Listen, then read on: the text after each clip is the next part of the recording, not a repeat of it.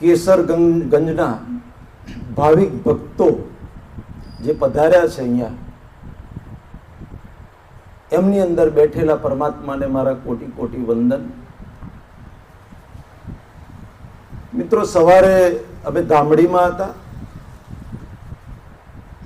અહીંયા હીરાભાઈએ વાત કરી, હિંમતનગર મળ્યા હતા. કલાક આપણે જે વાત કરવી છે એ, હું કોઈ ગુરુ નથી, કોઈ સાધુ નથી, કોઈ બ્રહ્મચારી નથી, કોઈ સંત નથી. મેં સવારે કહ્યું, ખાલી હું તો એક કુદરતનો ટપાલી છું અને આખા જગતને ગુરુ કરીને બેઠો છું, આખા જગતનો શિષ્ય. આ પુસ્તકમાં લખેલું છે દરેક જગ્યાએ, આખા જગતનો શિષ્ય, એમ આપનો શિષ્ય. પણ મિત્રો, આજે જે મારે વાત કરવી છે એ ભગવદ ગીતાની જો વાત કરવા જઈએ આપણે, તો સવારે મેં વાત કરેલી કે પૃથ્વી કા કાગજ કરું, લેખ કરું बनराई और 7 समंदर साई करूं, गीता गुण लिखो न जाए. ગીતાની અંદર જે ગૂઢ રહસ્ય છે, 4 વખત કૃષ્ણ ભગવાને બોલવું પડ્યું કે અર્જુન, આ બ્રહ્માંડનું સૌથી મોટામાં મોટું ગૂઢ રહસ્ય તારી આગળ ખુલ્લું કરું છું, અને આ ગૂઢ રહસ્ય જાણ્યા પછી આ સંસારમાં તારે કશું જ જાણવાનું રહેતું નથી. આવું 7મા અધ્યાયમાં કહ્યું. તો મિત્રો, મનુષ્ય અવતાર મને તમને આપણને બધાને મળ્યો છે. કહેવાય છે કે જાનવર અને મનુષ્યમાં 4 વસ્તુ કોમન છે, 4 કોમન છે. આહાર, નિંદ્રા, ભય, મૈથુન. આ 4 જે સંજ્ઞાઓ છે, 4 સંજ્ઞાઓ તો પશુઓમાંય છે અને આપણામાંય છે. તુલસીદાસે શા માટે કહેવું પડ્યું કે બડે ભાગ માનુષ તન પાવા, સુર દુર્લભ સદગ્રંથ ની પાવા. હે મનુષ્ય, તું બળભાગી છે કે દેવોને દુર્લભ એવો મનુષ્ય અવતાર મળ્યો છે. સાહેબ, શ્વાસનો ભરોસો નથી. મારા સ્ટાફમાં એક ટીચર હતા, મને કે મનહરભાઈ, મારે તો 11 વર્ષથી ચાલે છે, 11 વર્ષ પહેલા પુસ્તક લખાયું હતું. આ રીતના બધા મોટિવેશનના, સત્સંગના, બીજા બધા સ્કૂલો કોલેજોમાં ને બધે ચાલતું હોય છે. મને કે આ મનહરભાઈ, ભગવદ્ ગીતાની વાતો ને આ બધું તો કે છે યાર 58 રિટાયર્ડ થયા પછી કરવાનું હોય કે અવડે નહીં કે છે કે આ જવાની ના હોય. મગલે અર્જુન ગોળો હતો, તેને જવાની કૃષ્ણ ભગવાન પાસેથી આ જ્ઞાન લીધું. મગ જો ભાઈ, 58 વર્ષ સુધી મારો શ્વાસ ચાલુ રહેશે એવું સર્ટિફિકેટ નોટરી કરીને સ્ટેમ્પ પેપર પર લખીને મને કોઈ આપ્યું નથી, કે કુદરતે મને મોકલ્યો નથી. પણ તું 58 વર્ષ સુધી જીવવાનો છું એવું તારી પાસે સર્ટિફિકેટ હોય તો એવું વિચારજે કે 58 વર્ષે રિટાયર્ડ થયા પછી આ બધું કરવાનું છે. સાહેબ, ખરી ભક્તિ તો જવાનીમાં કરવાની હોય, ખરું જ્ઞાન તો યુવાનીમાં લેવાનું હોય. કારણ કે આપણને જે કુદરતે આ મશીન આપ્યું છે, એ મશીન બરાબર ચાલતું હોય તો એને ગોલ્ડન યર એટલે કે જવાની, યુવાનીમાં આ જ્ઞાન લેવાનું છે સાહેબ. તે છતાંય ભગવદ્ ગીતા તો એમ કે છે કે છેલ્લે શ્વાસ બંધ થઈ જાય એ પહેલા પણ જો ભગવદ્ ગીતાનું જ્ઞાન મળી જાય તો સાહેબ જબરજસ્ત એનું મૃત્યુ સુધરી જાય. જેવી રીતે પરીક્ષિત રાજાનું મૃત્યુ અઠવાડિયામાં સુધરી ગયેલું, એવી રીતે આ ભગવદ્ ગીતાનું જ્ઞાન આપણા હિન્દુસ્તાનમાં આપણી આંખો સામે અથડાય છે સાહેબ, અથડાય છે. પણ કરોડોના હીરાની વેલ્યુ. આપણે હિન્દુસ્તાનની અંદર જન્મ મળ્યો, એક ભાગ્યશાળી છીએ કે આવડો મોટો ગ્રંથ ભગવદ્ ગીતા જેવો ગ્રંથ, એની 2 વાત વાંચવા મળે, સાંભળવા મળે, એનો સત્સંગ થાય. અને એવી કઈ જડીબુટ્ટી સુગાડી કૃષ્ણ ભગવાને અર્જુનને કે લાખો લોકોને યુદ્ધમાં માર્યા પછી પણ કૃષ્ણ ભગવાન એમ કે આ જ્ઞાનને હૃદયમાં રાખીને તું યુદ્ધ કરીશ તો તને કર્મબંધન નહીં નડે, કર્મબંધન નહીં નડે.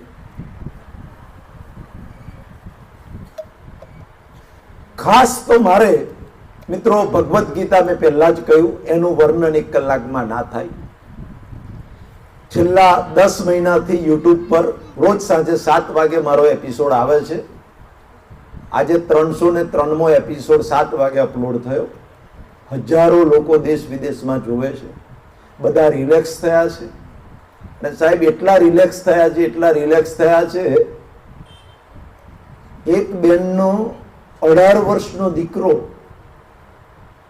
ગળે ફાંસો ખાઈને એક્સપાયર થઈ ગયો. હમણાં હું 2 દિવસ સૌરાષ્ટ્ર જઈને આવ્યો તો એ સૌરાષ્ટ્ર જે બેનને ઘેર, એ બેને જ મને કહ્યું, મનોહરભાઈ આ રીતે, જો કે સ્નેહ મિલનમાં આવ્યા હતા બધે મારે ઘેર, તો એમને કહ્યું પણ કે આ જ્ઞાન સમજ્યા પછી, આ સમજ્યા પછી 3 વર્ષથી મારા મગજ ઉપર જે ભાર હતો, મારો જવાન જો દીકરો 18 વર્ષનો સાહેબ, એકનો એક દીકરો મરી જાય, કઈ માને ના લાગે.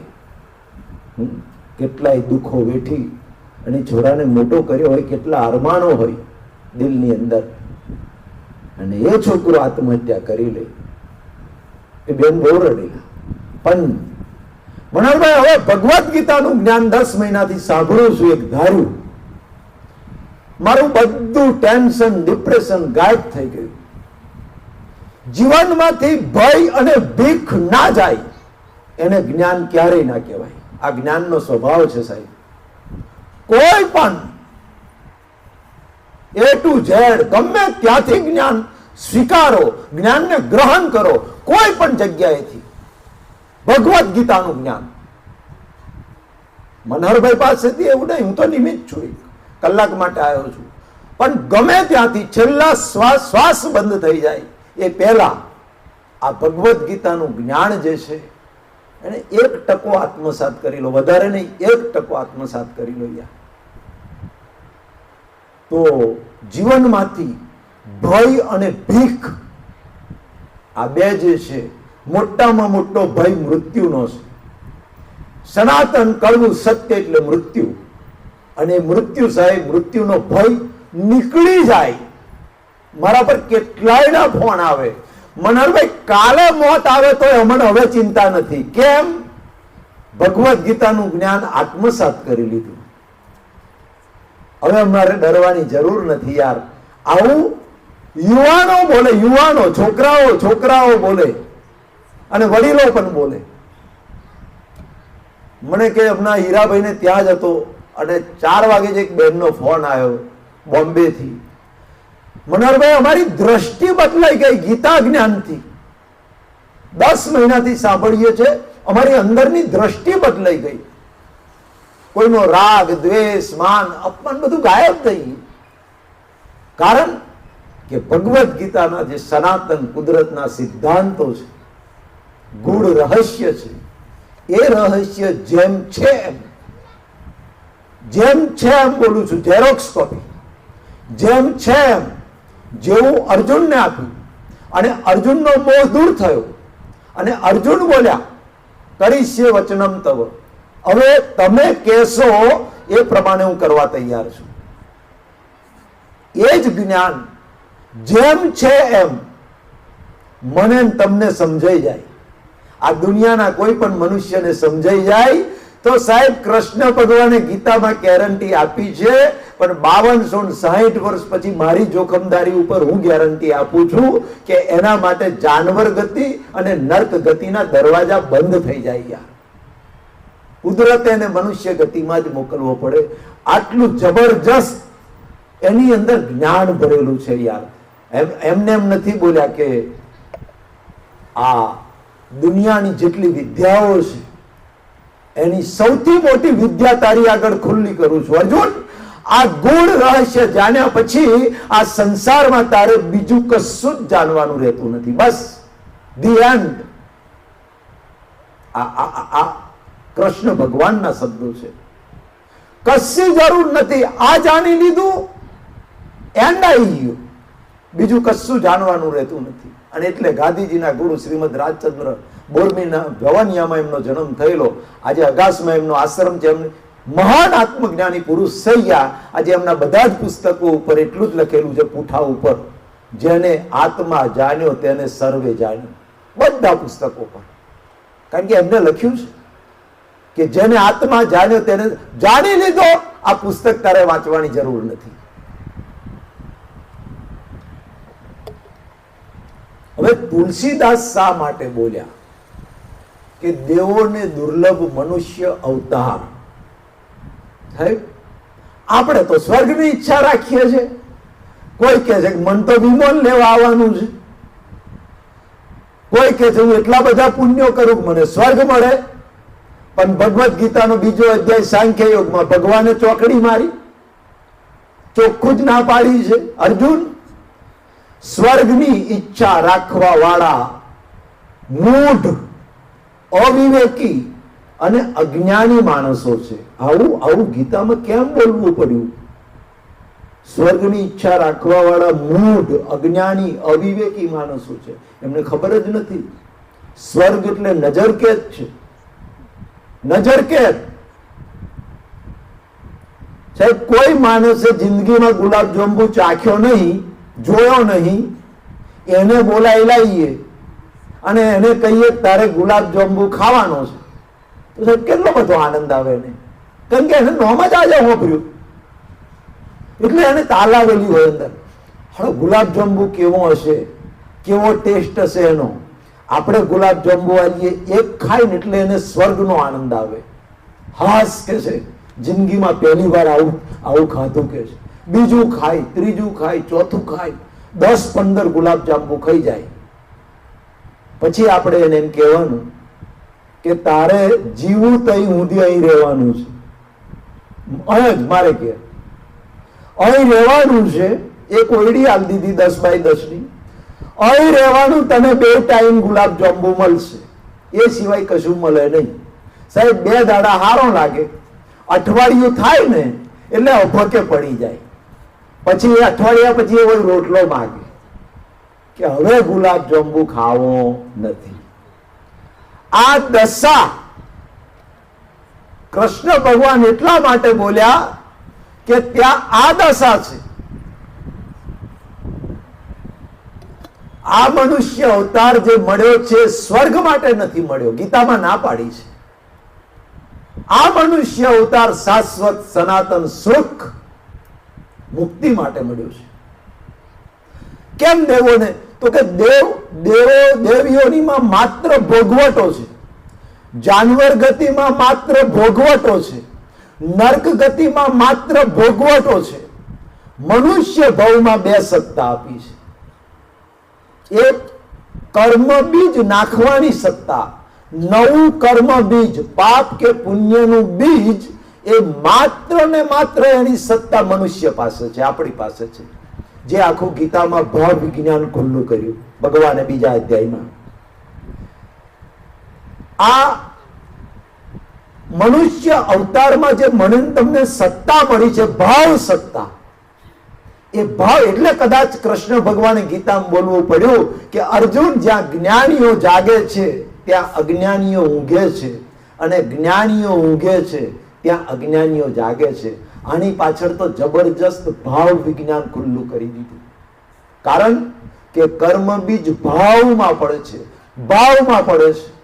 ફોર એક્ઝામ્પલ, એક બ્રહ્મચારી છે, એક સાધુ છે, સંસાર છોડી દીધો.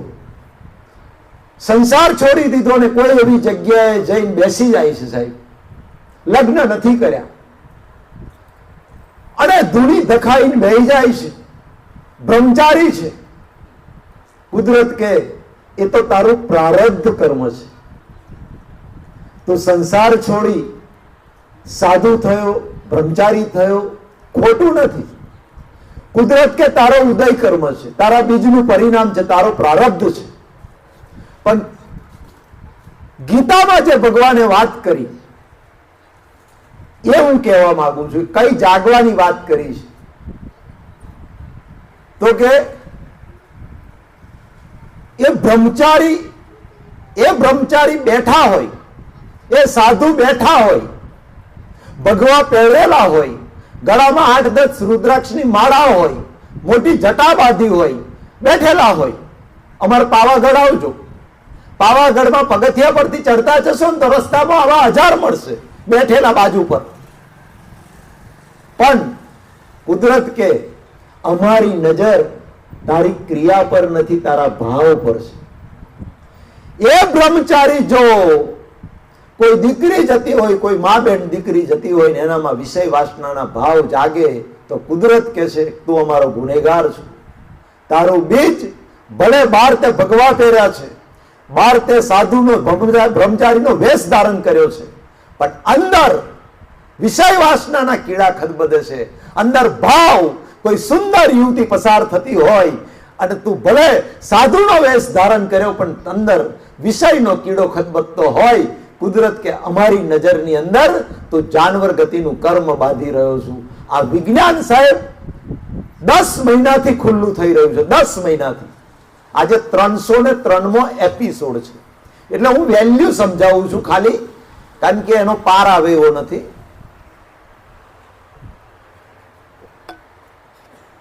બહાર દેખાય પણ કુદરત કે ના, સર્વસ્ય ચાહમ રદિસનની વિષ્ઠો, અમારી નજર તારા ભાવ પર છે. તું ભલે ઊંઘી ગયો રાતે, પણ ઊંઘતા ઊંઘતા તારો દુશ્મન, તારા ખેતરનો શેડા પાડોશી, કદાચ એને વાળ થોડી આગી લઈ લીધી હોય, આપણી જમીન 1 ફૂટ દબાયેલી, ગમે તે થયું હોય, કોઈની જોડે ઝઘડો થયો હોય, કોઈ આપણું અપમાન કર્યું હોય, આખી રાત ઊંઘ ના આવે, ખાટલામાં પાહો ઘસીએ. હવે ક્યારે મળે એકલો? ખેતરમાં એકલો આવે ને પેલો ડ્રીપનો કોક ખોલવા, અને કોઈ ના હોય ને તો બરાબર લાગ જોઈને દંડો લઈ જવું, ટોગા ભાગી કાઢું. આવા ભાવ સુતા સુતા કરે. ભાગ્યા નથી, પગ ભાગ્યા નથી, પેલો ભેગોય થતો નથી, પગ ભગાતાય નથી, પણ પગ ભાગવાના ભાવ કર્યા. કુદરત કે તું નીચે પડ્યો. કારણ કે અંદરની દ્રષ્ટિની જરૂર છે સાહેબ. Bhagavad Gita art of vision છે, આર્ટ ઓફ એક્શન નથી. ભગવદ ગીતા માત્ર ને માત્ર દ્રષ્ટિ બદલે છે, બહારનું કશું નહીં બદલાય. અને બહારનું કોઈ બદલાવે તો સમજી લેજો એ ગીતાનું જ્ઞાન નથી. કોઈ એમ કે આ સંપ્રદાય છોડી દો, આ ધર્મ છોડી દો, આ ભગવાનને છોડી દો, આ માતાજીને છોડી દો. કોઈ છોડાવે અને નવું પકડાવે, માનો ત્યાં જ્ઞાન છે જ નહીં. હશે તો શુષ્ક જ્ઞાન હશે, ભગવદ ગીતાનું જ્ઞાન ના હોય. કેમ? કૃષ્ણ ભગવાને અર્જુન પાસે શું છોડાયું યાર? એ જ સંજોગ, યુદ્ધનો સંજોગ. નથી કહ્યું કે ભગવો પહેરી અને જંગલમાં જઈને તપશ્ચર્યા કર. માત્ર સાહેબ અંદરની દ્રષ્ટિ બદલી નાખી. અર્જુન, આ બહારનું કશું નથી નડતું. બહાર જે છે તો મારું તમારું પ્રારબ્ધ કર્મ લઈને આવ્યા છીએ. મનહરભાઈ 58 વર્ષ સુધી નોકરી કરવી પડે એટલે કરવી જ પડે, એમાં ચાલે જ નહીં. અને કદાચ હું હઠ પકડીને બેહું કે હું મારે નોકરી રાજીનામું મેલી દેવું છે અને ગોમે ગોમ ગીતાનો સત્સંગ કરવો છે, તો સાહેબ મારા ઘરમાં 144 ની કલમ લાગુ પડી જાય. હા, ઘરમાં મારી દશા બગાડી નાખે. તમારે આવું કરવું હતું તો 1000 મોણ વચ્ચે અગ્નિની સાક્ષીએ હાથ પકડીને તોનમાં જોન લઈને આયલા ને પૈનવા. શું કોમ મને લાયા? આ છોડો, પત્ની, બાળકો આપણા સરને કહેવાય. ખાસ યાદ રાખજો, પત્ની અને બાળકોને લાવનારા આપણે છીએ. પત્ની આપણા ઘરમાં સામેથી નથી આવી, આપણે લાયા છીએ. બાળકો આપણે પેદા કર્યા છે. એમનું સરનું આપવું, એમની રક્ષા કરવી, એમની જરૂરિયાતો પૂરી કરવી, એ આપણો ગૃહસ્થીનો ધર્મ છે. સાહેબ મારે એટલો જ દાખલો બેસાડવો છે, આ ગીતા જ્ઞાન દ્વારા કે ગીતા જ્ઞાનમાં પત્ની નથી નડતી, સંસાર નથી નડતો, બાળકો નથી નડતા, 100 વીઘા જમીન નથી નડતી, તમારી ફેક્ટરી નથી નડતી, કરોડો રૂપિયા નથી નડતા, 1 કરોડનો બંગલો નથી નડતો કે નથી 4 વ્હીલ ગાડી નડતી. સાહેબ, માત્ર ને માત્ર અનંત અવતારથી ગાઢ થયેલું જે અજ્ઞાન છે એ અજ્ઞાન નડે છે. અને કૃષ્ણ ભગવાને અર્જુનને માત્ર જે અજ્ઞાનના આવરણો હતા એ અજ્ઞાનના આવરણો કાઢી નાખ્યા ને પછી ખબર પડી કે હા, અત્યાર સુધી હું સમજતો હતો કે હું કરું છું. નરસિંહ મહેતા અમથા બોલ્યા, હું કરું એ જ અજ્ઞાનતા સકટનો ભાર જેમ સ્વાનતાને પૃથ્વી મંડાની છે એની મેળે યોગે યોગેશ્વરા કોઈ છે. આ નરસિંહ મહેતા બોલીને ગયા, કેટલું ટોચ ઉપરથી બોલ્યા છે, જ્ઞાનની ટોચ ઉપરથી બોલ્યા છે. અને આ જ જ્ઞાન હું કરું એ જ અજ્ઞાનતા એ પ્રકૃતિનું વિજ્ઞાન ભગવદ્ ગીતામાં ખુલ્લું કર્યું. અને છેલ્લા શબ્દોમાં અર્જુનને કહી દીધું કે અર્જુન, જ્ઞાની પુરુષ પણ પોતાની પ્રકૃતિ પ્રમાણે વર્તન કરે છે, એમાં અંકુશ કશું જ ના કરી શકે, એમાં નિગ્રહ કરવાનો કોઈ અર્થ નથી. અર્જુનને કહ્યું પ્રકૃતિ જે લઈને આવ્યા છે માણસ, એ જ પ્રકૃતિ. એટલે હું કહું છું સાહેબ, ક્યારેય જનક રાજા, યાર જુઓ, જનક રાજા સોનાના સિંહાસન પર બેસતા હતા અને સોનાના સિંહાસન પર બેસીને રાજ કર્યા. ગીતામાં જનકનો દાખલો આપ્યો અને વૈદેહી કહેવાયા.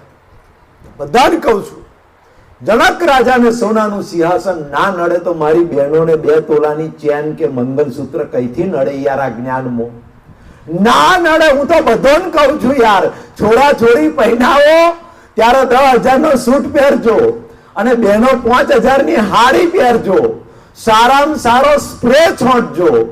મનહરભાઈ 2 વર્ષ પર છોડી પહેરાવી 10,000 નો સૂટ પહેરેલો પણ જ્ઞાન ગયું નથી. કારણ કે ગીતામાં કૃષ્ણ ભગવાન બોલ્યા 7મા અધ્યાયમાં, અર્જુન તને જે ગૂઢ રહસ્ય કહી રહ્યો છું એ ગૂઢ રહસ્ય પ્રત્યક્ષ અનુભવમાં આવે એવું ગપ્પુ નથી. એનો અનુભવ કરી શકાય, અનુભવમાં આવે એવું અને અવિનાશી જ્ઞાન આપું છું. અવિનાશી એટલે આ જ્ઞાન જો 1% આત્મસાત થયું એનો નાશ ક્યારેય નહીં થાય. મૃત્યુ પછી આ જ્ઞાન તારી સાથે આવશે સાહેબ. વ્યવહારના જ્ઞાન છે ને ટેમ્પરરી કહેવાય. MS ડોક્ટર હોય અને MS ડોક્ટર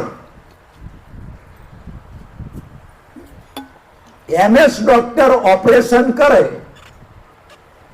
ભલભલાનો ઓપરેશન કરી નાખ્યો અહીં સર્જને, પણ એ જ્ઞાન કેરી ફોરવર્ડ ના થાય. આવતા ભવે જન્મ લે એટલે એડમિશન બાલ મંદિરમાં જ લેવાનું. ડોક્ટરે એકડો જ ઘૂંટવાનો.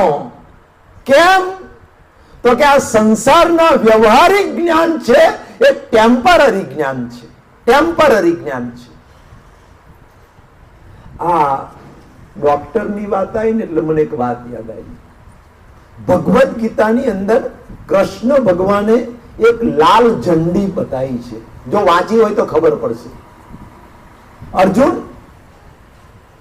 આ જ્ઞાન ઉપર કોઈ પણ મનુષ્ય સહેજ પણ શંકા કરશે. જો મેં અત્યાર સુધી ભગવદ્ ગીતાના જ્ઞાન ઉપર મેં સહેજે શંકા નથી કરી, કારણ કે હું એની પાછળ 15 વર્ષની ઉંમરથી પડેલો, 12મા ધોરણમાં ભણતો હતો ત્યારથી. પણ એમાં એક લાલ ઝંડી એ આલી, અર્જુન તને જે જ્ઞાન કહું છું એ જ્ઞાન ઉપર આવનારા સમયમાં જો કોઈ મનુષ્ય આ જ્ઞાન ઉપર શંકા કરશે, તો એને આ લોકમાંય સુખ નથી અને પરલોકમાંય સુખ નથી. એટલે ભગવાને શું કહ્યું કે જો આ જ્ઞાન ઉપર કોઈ મનુષ્ય શંકા કરશે તો આ લોકમાં તો સુખી નહીં થાય, પણ મૃત્યુ પછી પણ એ દુર્ગતિને પામશે, પરલોકમાં પણ એને સુખ નથી.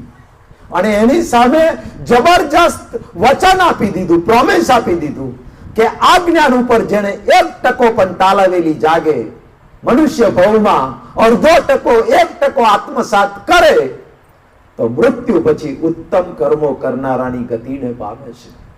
બોલો શું વાત કરી છે. કઈ જાય? અર્જુને પૂછ્યું.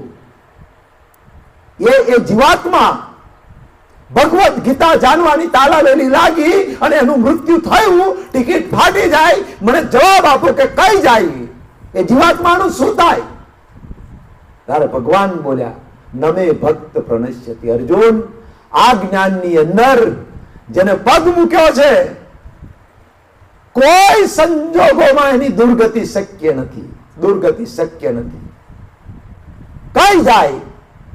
તારે ભગવાન બોલ્યા, અર્જુન, કાં તો પુણ્યના બળે સ્વર્ગલોકમાં જાય અને ત્યાં પુણ્ય ખૂટી જાય પછી જ્ઞાનીને ઘેર જન્મ લે, અથવા તો સીધો જ મૃત્યુ પામીને જ્ઞાનીને ઘેર જન્મ લે અને ત્યાં જન્મ લીધા પછી એનો કાળ પાકે. કાળ પાકે એટલે અનાયાસે પ્રયત્ન કર્યા વગર, બોલો આવો શબ્દ વાપર્યો છે અર્જુન. અનાયાસે એ બુદ્ધિ સંયોગ, આ જ્ઞાનનો બુદ્ધિ સંયોગ એને ભેગો થશે અને ત્યાંથી જ્યાંથી અધૂરી એની સાધના હતી આ ગીતા જ્ઞાનની, ત્યાંથી પાછો આગળ વધશે. કેટલું બધું આની વેલ્યુ સમજાય છે યાર. મારે તો ખાલી વેલ્યુ જ સમજાવી છે. એટલે કહ્યું, હું મારા 10 મહિનાથી જે એપિસોડ ચાલે છે એમાં વારંવાર કહું છું, શંકા કરવી હોય તો મનહરભાઈ ઉપર કરજો, પણ ગીતાના જ્ઞાન ઉપર ક્યારેય શંકા ના કરશો. અને શંકા થાય તો કોઈ પણ આ ગીતા જ્ઞાનને જાણતો હોય, ના મળે તો આપણે જાતે પુસ્તક વાંચીને પણ એનું સમાધાન મેળવી લે.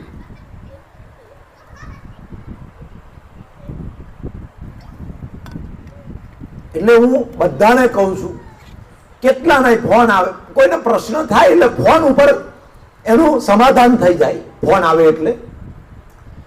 પણ સંશયાત્મા વિનશ્યતે, શંકા કરશે એને આ લોકમાંય સુખ નથી ને પરલોકમાંય સુખ નથી. મિત્રો, વેમનું ઓહળ ના હોય, આપણે કહેવત છે ગામડાની, વેમની દવા હોય નહીં. અને મારો તો પ્રોગ્રામ છે ને ગમ્મત સાથે જ્ઞાનનો હોય. તો એક કાકા છે ને ઓહરીમાં હુતા હતા. આવો ઉનાળો ગરમી છે, બહાર હુતા હતા અને ઉપર છાપરું, પેલા માટીના નળિયા વાળું. કાકા ઊંઘમાં હતા ને બિલાડીનું બચ્ચું કૂદ્યું મોઢા ઉપર. કાકાને ભ્રમણા પેશી ગઈ, ભ્રાંતિ, અજ્ઞાન. જો આ દ્રષ્ટાંતમાંથી શીખવાનું છે. એને એવી ભ્રાંતિ, ભ્રમણા ભરાઈ ગઈ કે હું બિલાડીનું બચ્ચું ગળી ગયો, પેટમાં જતું રહ્યું. આ વેમ પહેરી ગયો તે કાકો રાતે 12 વાગે ઉભો થઈને ઘરવાળાને બધાને ઉઠાડ્યો. એટલે હું બિલાડું ગરી ગયો, મને તોડી ખાય છે પેટમાં, કે છે મને દવાખાને લઈ જાઉં. તે ઘરવાળાને હું ચક્કર આવી ગયા. એટલે હાલો કોઈ લખોટી ગરી જાય, કોઈ પૈસો ગરી જાય, આ તો સમજાય, પણ બિલાડાને બચ્ચું ગરી ગયા કે હા ગરી ગયો કે મને તોડી ખાઈ દવાખાને લઈ જાઉં. ભાઈ કાકે ના માન્યું, દવાખાને લઈ ગયા. એટલે ડોક્ટરોને કહ્યું, ડોક્ટરો વિચારમાં પડ્યા કે અમારા દવાખાનામાં પહેલો કેસ આવે છે આ, કે બિલાડાનું બચ્ચું કરી ગયો હોય કે. એટલે પેલા કે ઘરવાળા કે અમે જાણીએ છે કે ના કરી જાય, પણ હવે એમને વેમનું ઓહળ કઈ કરવું? આ વેમ પહેરી ગયો છે, શંકા પહેરી ગઈ છે, કઈક કરો. પેલો તો ઠીક પકડી ગયો, મને પેટમાં તોડી ખાઈ છે કે રહેવાતું નહીં, બિલાડું કરી ગયો.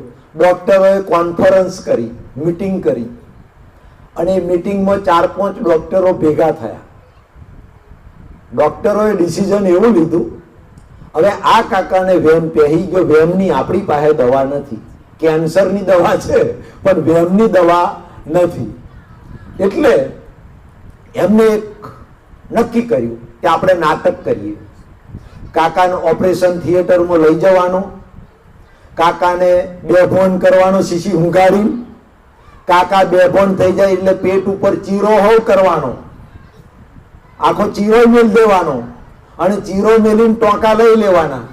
પછી કાકો ભોનમાં આવે એટલે આપણે કાકાને કહેવાનું કે તમે તમારી વાત 100% સાચી, તમે બિલાડું ગરી ગયેલા, અમે જો આ તમારું ઓપરેશન કરી ચીરો, અને કાકો ચીરો જોશે ને ટોંકા લીધેલા જોશે એટલે કાકાને થશે હા હવે બિલાડું નીકળી ગયું, એટલે કાકાનો વેમ નીકળી જશે.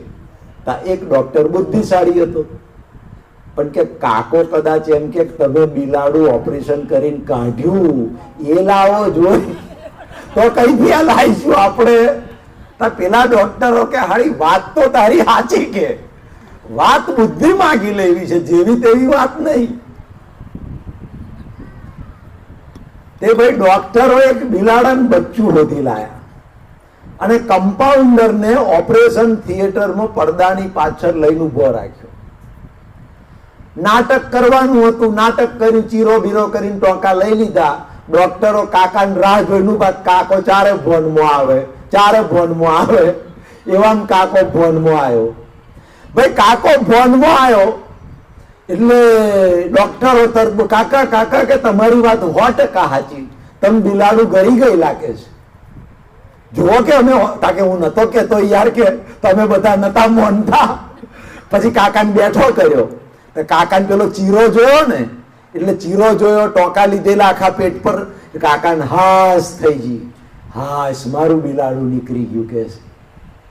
પણ કાકાને કમ હતું હુંજી.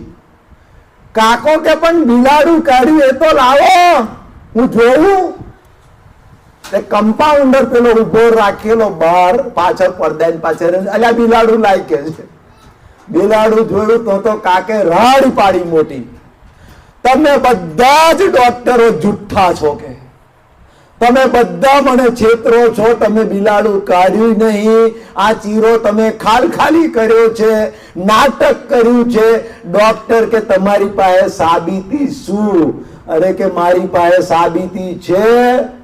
હું જે બિલાડું ગરી ગયેલો એ તો સફેદ બિલાડું હતું, આ તો કાળું બિલાડું છે. કે હવે શું? આ કાકાનો ડોક્ટરો ચક્કર ખાઈ ગયા, કે આ કાકાનો વેમ, આ કાકાની શંકા કઈ રીતે કાઢવી. એટલે હું કહું છું બધાને કે